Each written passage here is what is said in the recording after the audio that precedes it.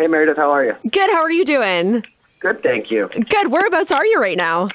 I am in snowy downtown Toronto. Oh, is it just as snowy there as it is here? Well, we just got hit with it this morning, but there is a lot of it. All right. Well, that makes me feel a little bit better then, because we are getting just demolished with snow right now. Yeah, in Midwestern Ontario. So it's not pretty. Oh, man. We've had like 5 or 6 days of like a little bit of sunshine, and you're able to wear like a hoodie outside, and now we're right back into winter, apparently. Yeah, no, it's not a pretty thing. First and foremost, I guess, congratulations on the Juno nominations. Thank you. That's amazing. Group of the Year and Pop Album of the Year. That's pretty big. Yeah, man, we're really, really excited.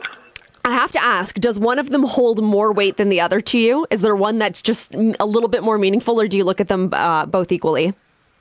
I think Group of the Year is technically a bigger award than Pop Record of the Year. Okay. But to be perfectly honest, the fact that we're performing at it takes both of them. We're excited to play. Yeah, no kidding. What would a performance at the Juno Awards, how would you guys look at that differently than any other concert that you've done, or do you look at it differently? You really don't want to slip or drop your microphone. No, that would be important. That'd be bad. Or like, kick out somebody's cable and make a terrible feedback sound in front of everybody. But I mean, to be honest, we've been touring so much the last couple of years that it really is we just have to do what we've been doing all along and try to have a lot of fun and not get too nervous or yeah. All right, just enjoy it, because it's gonna be 4 minutes in the ACC, and it'd be nice to soak in all of those 4 minutes. Absolutely, because they're just gonna fly right by. They are gonna fly. Tell me about your guys' involvement with the Juno Cup. I think it's just me this year who's playing in it, and it's just it's kind of like my first dream in life was to be in the NHL, and it never really worked out for me. I played like AA hockey and single A hockey growing up. Right. But I was always a little too skinny and not as big as the other guys. I was a late bloomer, apparently, so I never got to really play competitively. So this is kind of like... This is your moment. A chance for me to relive my dreams vicariously. Absolutely. No, this is huge. That's fantastic then. And you guys get to play with a team of NHL players too, so that's kind of cool. Totally. I get to play against Valerie Bure, Gary Roberts, Paul Coffey. Hopefully get a goal against Cujo. Curtis Joseph. I know that all the proceeds do go to charity, so I've been getting all my friends and family to get tickets. All right, that's pretty cool. And I think a lot of our fans are going to come too. Oh, of course. Why? How could they not? I mean, people love to see their favorite artists doing what they do, but it's even more fun to see them, doing something out of context. Yeah, totally. I think that's always really exciting. So that's really cool that you're involved with that. I wanted to talk a little bit about what it's like to be in Down With Webster. That's a 7-piece band. That's a lot of people. Do you ever find that it gets a little chaotic?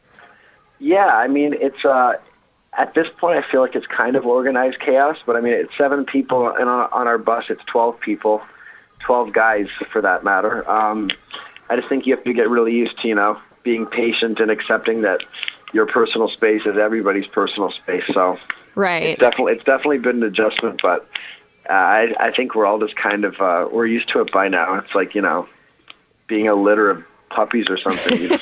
That's You're a good constantly image. surrounded by so many people, bumping shoulders with everybody. Do you find that because of that, when you can get like a moment alone, even if it's just like an hour, that you really soak it in?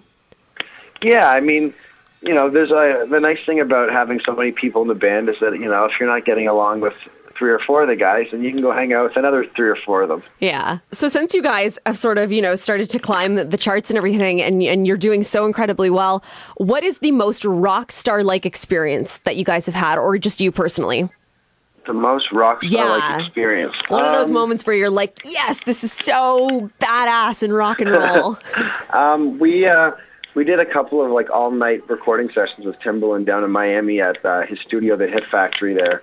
And that was pretty cool, just like jamming with him, and he was playing drums and I was playing bass, and that was a pretty cool moment for us.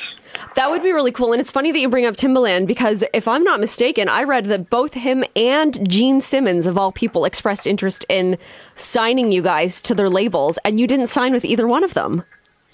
Yeah, I mean, it wasn't that we didn't want to sign with them. It was just we were kind of already along with another label at that point, and felt really good about making that decision. So, we still keep in touch with them, and right now we're trying to do a record with Timbaland as we speak. So the relationship is still there. It just wasn't really out in terms of the record label side of things.